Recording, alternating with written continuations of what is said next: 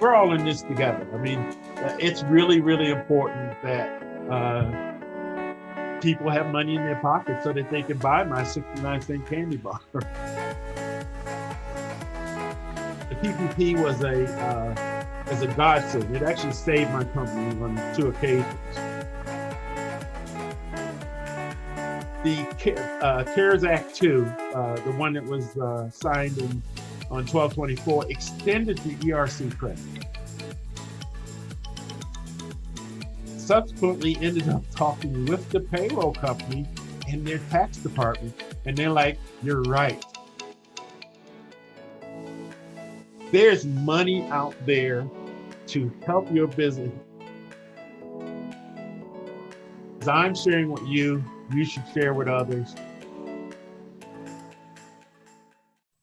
Ray, thank you so much for joining us on Resources for Retailers. We appreciate being able to hear from you. I'm Jessica Williams. I'm the Director of Resources for Retailers. And Ray, I want you to introduce yourself, but I also wanted to let the group know here, you are part of our advisory board. So we have a group of trusted advisors to kind of guide Resources for Retailers in the right direction. And you spoke up and said, I'd like to share my story with independent operators. We jumped on that, and we just appreciate you reaching out to us. Can you tell us a little bit more about who you are and your stores? I believe in giving back to the community and my local community, as well as my convenience store community, which goes all across the United States and actually extends into Europe, well, just really into Holland. But I'll tell you a little bit about myself. Raymond Huff, operate a chain of stores called Russell's Convenience. In 2014, we did a self-serve location in the largest building in Denver, mainly because they changed the traffic patterns and I was going to leave. But this came up, coming up with this concept, was we were able to stay in the building, and that portended really well given where we are today.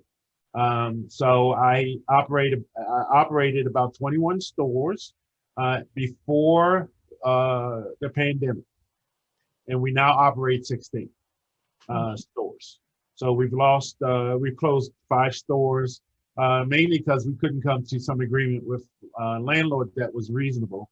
All of our stores are located in downtown locations, central business district, excepting one, which is in Hawaii, and that's on the street in a resort location. It's doing very well, by the way. But downtown, across the country, there's nobody downtown. There's nobody in the high-rise office building. There's nobody walking the malls.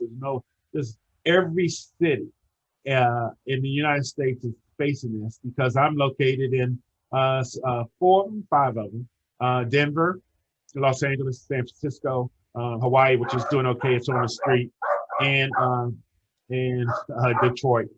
So that gives you a little bit of background on me and where we're at. What happened when the pandemic hit? We and nobody came to the stores. Our sales fell almost to zero. And literally, they almost fell to zero because people were just scared and they didn't come downtown. They didn't. It's coming back a little bit now, but to survive that, you need cash, and sales is cash. You pay payroll, rent, all this other stuff with it.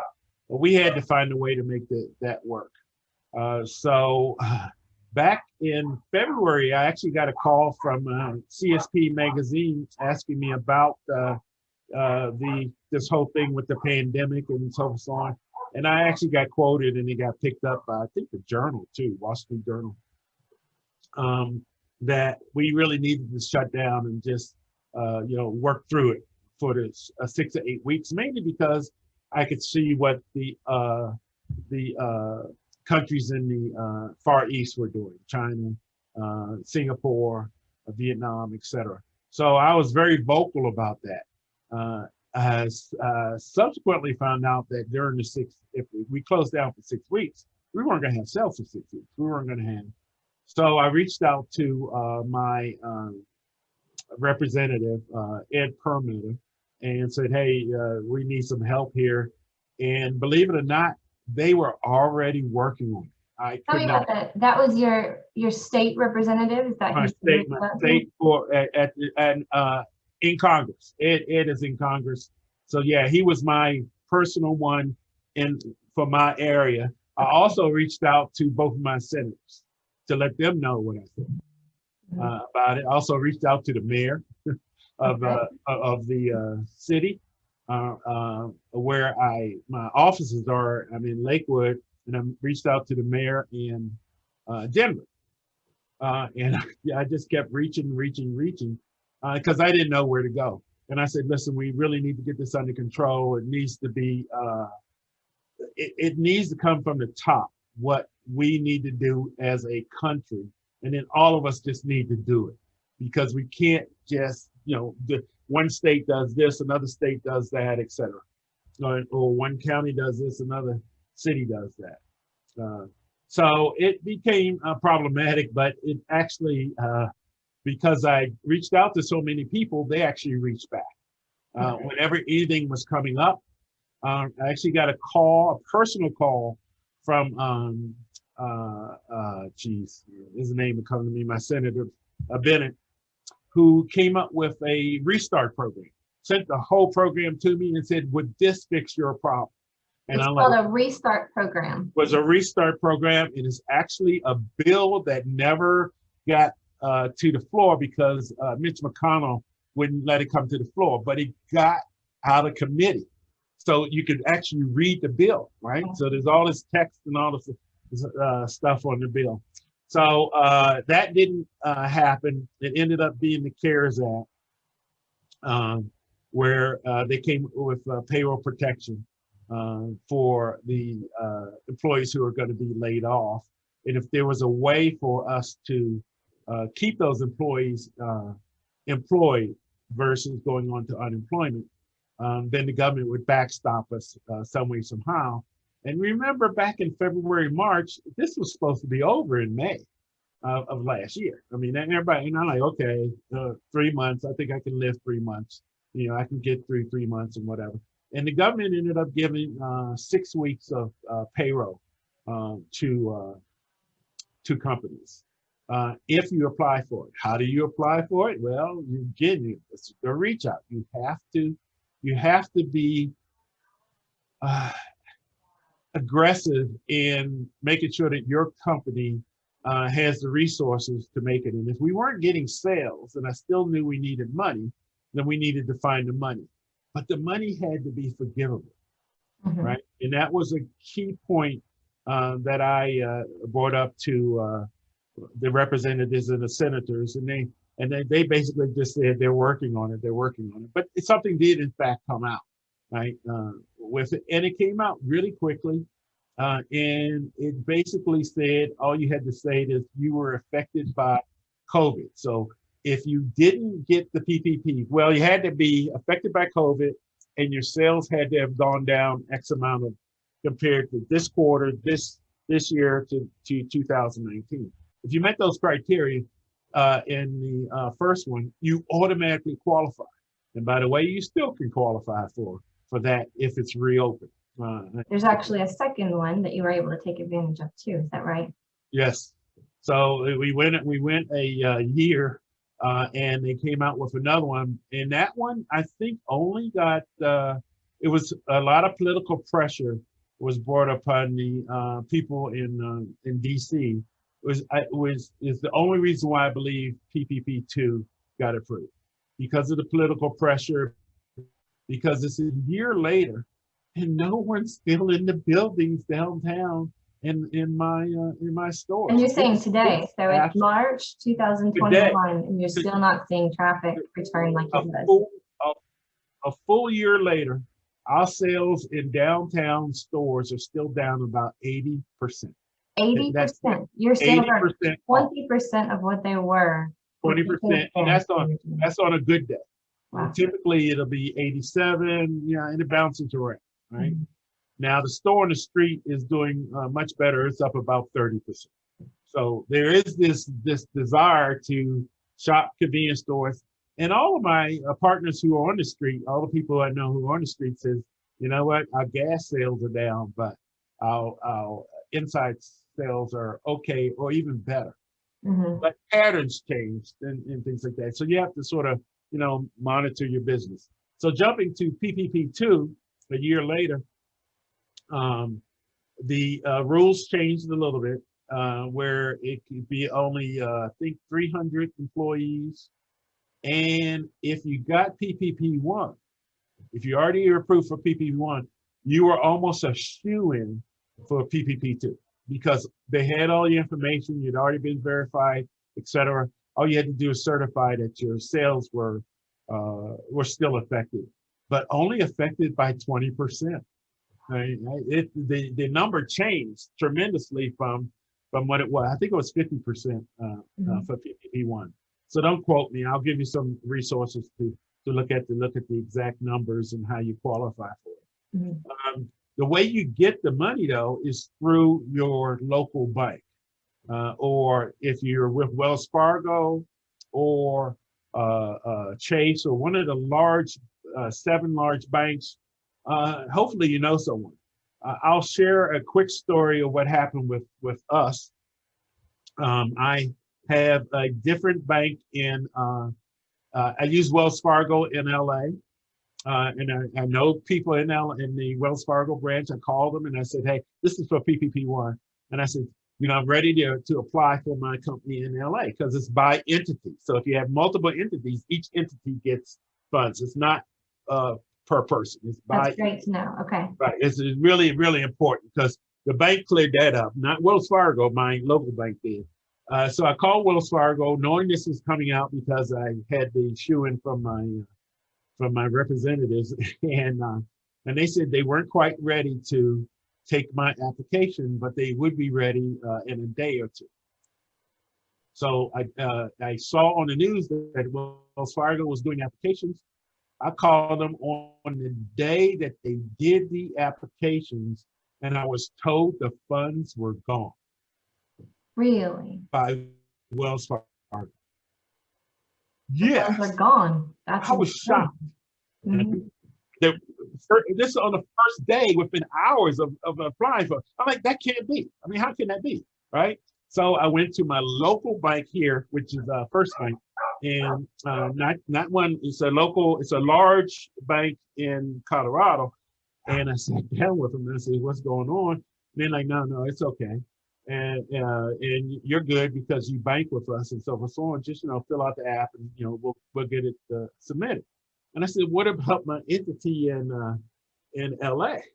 They're like, "Well, we know who you are, so we'll handle LA too, right? We'll handle all of that." So I went from it was all gone to we'll handle both of them because I was dealing with my local bank who actually knew me as a business person versus me as a customer, which I sometimes think Wells Fargo sees me as just as a way to make money. Now, I don't mean to beat up on Wells Fargo, but I think all big banks are like that because unless you're doing billions and billions and billions of dollars, you're not reaching the right people. Where if you are a fairly decent sized company, which I think I am, and you're dealing with a local bank, you're pretty important to that bank versus a very large bank, right? So that's actually a really great point. So one reason we wanted to speak with you directly is because you are an independent operator. I'm going to assume you don't have several different floors in a building full of accountants working for you. It's a small team. You figured it out by asking a lot of questions, by going to your local bank, by speaking to people that you are neighbors with, that you know. And I think that is great information for independent operators out there. Whether you consider yourself a big player or small and you just have one store, this is valuable information. So yeah, knowing if you reach out to your congressperson, if you reach out to your bank and you're not sure what to do and you ask, can you help me? I understand this money's there. Yeah, I appreciate that you're sharing that because that's how that's how many of our listeners are going to get it done. They're going to have to go on their own on the time that they're off work and go speak to their bank. So that's perfect advice. Thank you so much. It's great, and I suggest every owner of a business should know their representative and know their senate, right? And the way you do that is, every time there's an issue, you sort of, send them a little email, or you do this or do that. After a while, they realize that you're involved, and they'll start asking you questions about stuff that's coming up that you don't even know is coming along, but you have to sort of reach out to them, and they will reach back. It's been an amazing. It's been amazing. I actually there was an article on CSP, I think in August, where I was lobbying for the second PPP back in August. It didn't get done until December, and they basically said that hey, we know it's important. We have these calls. Actually, Bennett had me on 3 calls, and the most important thing with that call was I was on that call with about 52 other small businesses that had also said the same thing that I had said, which is why I got included in that group. So it's really important that your representative, the people in power, the mayor, the governor, who I did not call, by the way, the mayor, the governor, your representatives, the people who can help you, they need to really know what your plight is. Otherwise, they can't help you, right? And the thing is, you really do have to be proactive. You have to ask questions, be professional, follow up, make sure you thank them if you get what you want, etc. I mean, it's you run it like it's a business. I mean, it's because it is your business, right? And if, as the owner, the resources available to you are tremendous, especially in the convenience store industry where I am, but in retail in general. There are groups that you can connect with. There are resources like your thing, resources for retailers. I mean, that's a big deal. NACS, big deal. Local, did not see the local Chamber of Commerce coming in helping as much as I think they should have, given how serious the situation is, right? The other thing that you have to keep in mind is you don't want to chase, as an owner, if you need, $500,000, you don't go chasing $10,000, because basically the mayor got back to me and he gave me 3 programs, and each program was going to give me $10,000. That was not going to be enough money, but that's the amount of money that they had to allocate across the people. So you really need to make sure that the people who you're talking to understand the severity of the problem, right? Of what you're trying to fix, because it does get pushed upstairs some way, somehow. Ultimately, because of the pandemic and how bad it affected the United States and the rest of the world, the government stepped up and I think did the right thing and says, we got to keep these guys in business. And the way you keep them in business is that you help them out some way, somehow. And they understood also that we could not pay taxes on it, and it had to be forgivable. The IRS, no, you got to pay taxes on it. So again, you reach out to your representative and say, hey, we can't afford to pay taxes. I couldn't afford to get to this point. How am I afford to pay taxes? And they listened. And in PPP2, they wrote it that now the IRS can't tax, right? And then they figured out the whole thing of where that money goes, because it's on your balance sheet as a loan. Once it gets forgiven, it has to stay on your balance sheet. It's in your company. So they're allowing you to put it in the basics. Now, I don't want to get into a lot of detail about it, because you really should be working with an accountant for that. But even if you hear stuff from me, I really suggest that you check it out, right? You verify the things that I've said. You get the backup for it, and really understand what your needs are and what you're going for, and make sure you go there. So ultimately, I got called for the three $10,000 things. The mayor subsequently called me and says, "Oh, I found a $60,000 one I can get you." That still wasn't enough money, right? It really needed to be. Needed to be a congressional thing. You know what I think happened, and I can't verify this, but I think the fact that I was refusing those got passed up through the thing. It says, "Hey, this guy is a business person, and the $60,000 is not enough." And so that word goes through the whole system, and somehow it gets figured out. Now, we've never been in a pandemic before, but we did have a situation very similar from a sales standpoint with 9/11. So I've sort of lived through the falling off of sales unexpectedly. And understand, when your sales fall off unexpectedly, everybody's experienced this. You were expecting doing sales of $50,000 a day. Well, that means that you have inventory in there to handle that $50,000 a day, right? You have thousands and thousands of dollars of inventory. And if all of a sudden nobody's coming to buy that inventory is going to go bad. Mm-hmm. So you need to figure out a way to get that taken care of. And again, because you're out there talking to your people, you can reach out and say, "Listen, I have inventory that may be going out of date.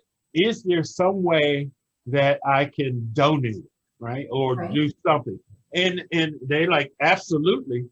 And they came in and took all the stuff that we on the stores that we closed, because we couldn't do a fire sale, right? There was no customers. We couldn't put a closing store. It's not going to happen.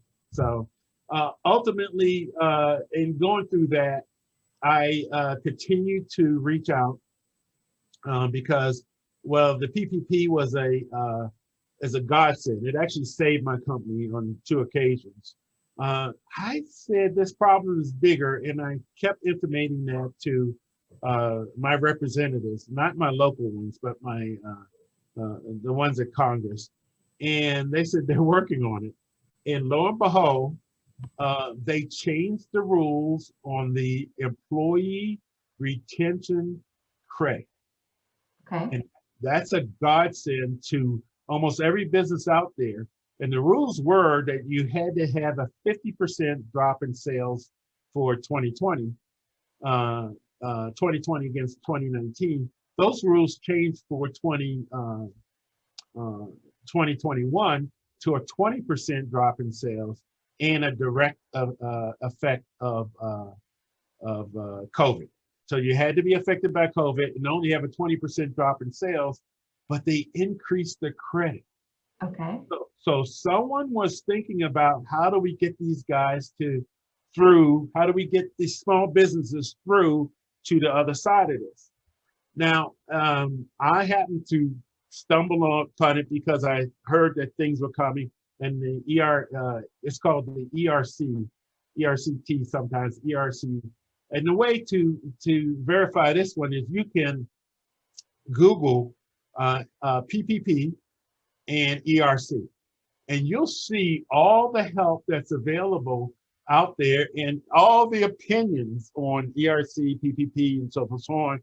And it's just up to you to vet what's right. The way you vet what's right is you then Google the actual bill and read the sections that affect you to make sure that you're right. If you don't do your own payroll, you have a payroll service, and that payroll service is supposed to inform you of things like this. They're supposed to say that, hey, listen, there's an employee retention credit that you may be entitled to, et cetera. So we reached out to our payroll company, and the first line person we reached and said, well, yeah, you can get that, but you're going to have to file a amended 941, and you're gonna have to do this, and why don't you do the numbers, give them to us, and then we'll get back to you. And I'm like, whoa, wait a minute. No, that's not the right way to deal with this. Let's can I speak to someone else or this, go up? Because I actually had my controller reach out, and that's what she came. I said, no, that's unacceptable. Let's go a little bit further on this. And subsequently ended up talking with the payroll company and their tax department, and they're like, "You're right, we're wrong," right? And they pushed that down to the people. In my case, for last year, the employee retention credit, because remember I was affected really, was about $250,000. Wow. That's a lot of money. That's a huge amount of money, right? Right, and it is money that you've already paid because you paid the employees, and they're like, no, we're going to give you that money back, right? So we're expecting a check for $250,000, and they're like, okay, you're good. That's a great. Now, when I first heard about this, it was a case of a really small business, a one-store operator who had approached an accountant and said, listen, I'm really in trouble here, and so and so on. And the accountant sort of found the ERC credit, and that person was able to get a $16,000 ERC credit back to them. The CARES Act 2, the one that was signed on 12/24, extended the ERC credit for all businesses out there that are affected by COVID, 20% down, and increased it by 40%. So last year, the max you could get was $10,000 from on an employee. So 50% credit. If you paid them 20, you get $10,000 back. This year, it's 70% credit, but for the first two quarters. So my point is, there's money out there to help your business. If your business has been affected by COVID and your sales are down, those are the two criteria, right? There are other criteria that didn't affect me, so I don't remember them.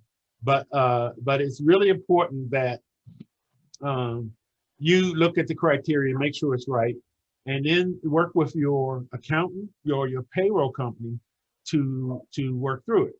Once we worked through with the payroll company, they said to us, you know what, you're right, we're wrong.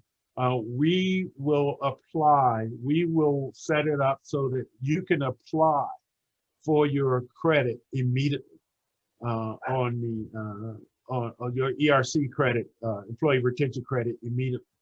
And you just type in the numbers and boom, all of a sudden you're not sending out the money anymore. Versus waiting for the money to come back, you're not sending it out. So the money stays in and your cash flow goes up and you stay in business basically. So it's really important that you work hard to find the resources out there, use them, and make sure that people in the know, people who can help you know what your situation is. Mm-hmm. And I'm even talking about other convenience store operators that you know, right? Because maybe they know something, right? It's really important that you work together. You know, mm-hmm. It's very important. So your story is one of persistence. You seem to have felt the pressure to stay open and keep your employees paid and keep your services operating, so that you reached out over and over to everyone that you could possibly talk to, whether it was a representative, a congressperson, a mayor, other convenience store operators, your bankers, your payroll people, anybody that you could speak to.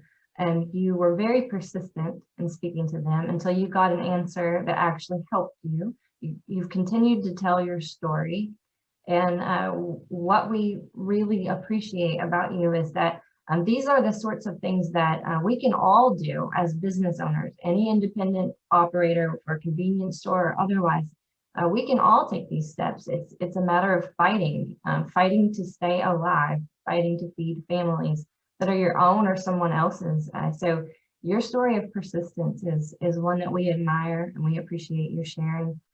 All the links for the PPP 1 and 2 and ERC and any other government links that we can send, we're going to share on our site. So we are excited to share your story to as many people that can hear it. So You have any final thoughts to have, just another minute or so, if you have any final thoughts to kind of wrap up? No, I just want to say to all the business people out there who are create jobs, everybody, you hear all the time that small businesses is where all the jobs are created and are out there. It's really important that you um, use the resources available. Uh, I, as I'm sharing with you, you should share with others because we're all in this together. I mean, it's really, really important that people have money in their pocket so that they can buy my 69-cent candy bar, right? Because that's how I make it, right? If they're not getting paid, I can't get paid. So it's really important. I appreciate being even asked to share this because I didn't know how to tell the rest of the world, hey, there's help out there for you. Mm-hmm. No, well, we'll help as much as we can, and as others hear more ideas, more avenues to keep their businesses alive, we all want to share with each other, and that's what we mean to do as Resources for Retailers, is bring our operators together to share stories and become better, elevate the convenience industry as a whole, and in survival mode, keep it alive. So, thank you so much for that. Well, thank you. I All right. appreciate it. You take care. Yeah.